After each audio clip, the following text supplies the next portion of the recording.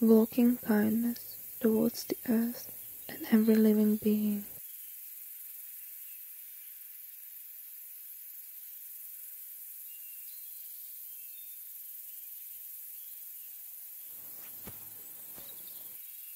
Without kindness and compassion for all of Mother Nature's creatures, there can be no true joy, no eternal peace, no happiness.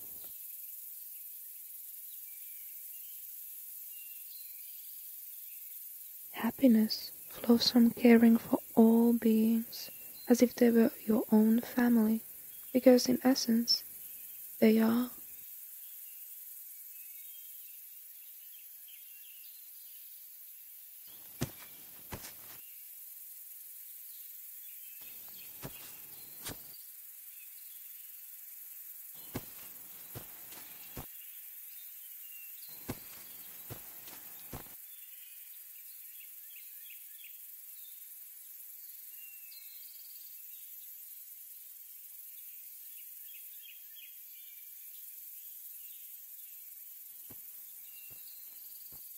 We are all connected to each other, and especially we are all connected to the earth. Nature is not separate from us, so let's not forget that.